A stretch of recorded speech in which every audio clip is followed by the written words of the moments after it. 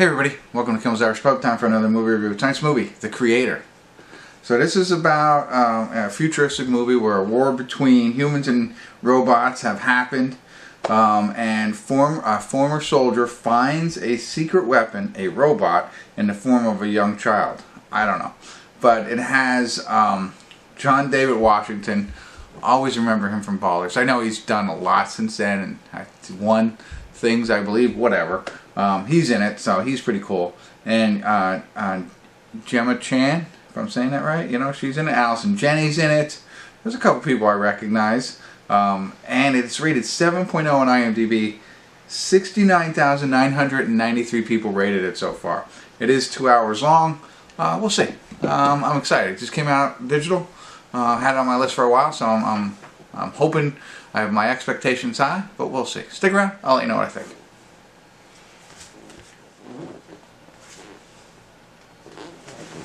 Hey everybody, we're at the credits of The Creator, and I know not many people watch all my videos to the end, so let me just sum it up for you really quick for those of you that are watching it this long. It is iRobot meets The Golden Child meets Short Circuit. That's the movie. You're done. If you've seen those three movies, that's what you're getting here. But it's I really did like the movie. I thought it was really well done. It felt long, but it's worth it when it gets to, you know, I like the way that they ended it.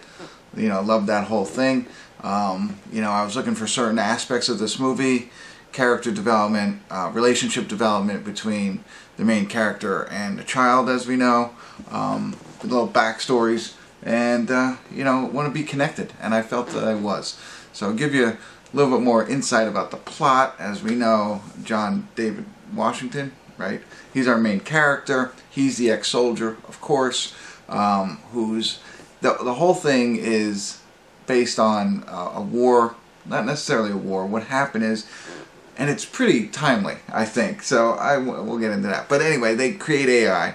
AI creates a disaster in the United States. So the Western Hemisphere decides we're outlawing AI. However, somewhere in Asia, I forget where it is, decides that they want to continue to have AI, right? But we are completely against it, so we're kind of at war with not so much that country, but with the AI portion of the country, because we want to conserve our own lives, right?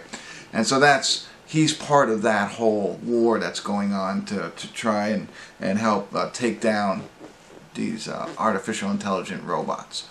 And that's the background of it all. He, you know, he infiltrates a certain area.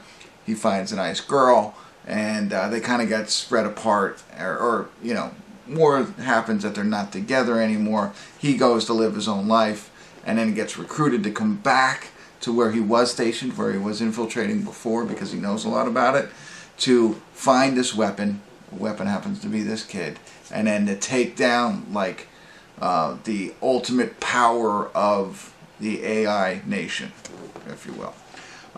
And I think it's interesting that they do this in a lot of movies. So there's this one, like, the super airplane or whatever, spaceship kind of thing called Nomad, right? That just basically, it just finds you, boom, blows you up. It's the ultimate weapon, right?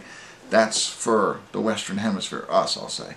And then on the AI side, Nirma, or whatever, it starts with an N. And that's why I couldn't, why do they have two, like, you're going after the ultimate power in AI, it's Nirma, or something like that, and Nomad. It's like, can't you just, like, you know, two completely different names, so it's like blue versus red, you know, kind of thing. But, and I didn't mean to be political. Those colors just came on. But that drives me crazy. It's so close, it's like whatever. But that's ultimately the Western Hemisphere, the United States, whatever, wants us to go after the AI, get the ultimate weapon, and then take down the Nirma that's running all of this, and you know, protect that, where of course they're all scared of Nomad. So that's the whole plot line. 2 hours and 13 minutes long, I think I said that. And so he gets there, he finds the kid, and now it's the kid is an AI kid, or a simulation as they call it, and you know, he kind of like builds a relationship and decides, well, maybe that's not the best thing, so on and so forth. So got to figure all that out and then take it to the end to see what happens. And so he was great. The kid was great. And that's really all you really need to know. Allison, is it Allison Jennings? She was in it as well. She's part of, you know, the Western Hemisphere people trying to do this, you know, kind of working with him because he was brought in to help them, but whatever. There's a lot more to it, and I don't want to go down the entire rabbit hole of the film. You just want to know if it was good. I do think it was. Felt a little long, but worth it. I know I said that already, kind of like this review. Worth it. Definitely worth the watch. And they had an interesting soundtrack to it. I'll throw that out there. So it was just odd, but notable. So I know there was something else I wanted to share, but that's it. I'll keep it brief. Because the movie's quite long, and you're gonna want to spend more time doing that. Decent, unique, sci-fi, futuristic movie, and I'm not big on sci-fi, though I do watch a lot of it, but it was neat to see all of the stuff that they kind of, you know, because sci-fi's been done, you know, futuristic sci-fi has been done so many different times, you know, so you're watching for different things, like how do cars move, what do they look like, you know, all that kind of different stuff that we don't have today. So I found that pretty interesting. I did find a couple of flaws here and there, but it didn't ruin the film for me. Definitely a 7 for me. That's it. I don't want to go on any further. Check it out. Let me know what you think. Hopefully I was helpful. Kimmel's Irish Pub.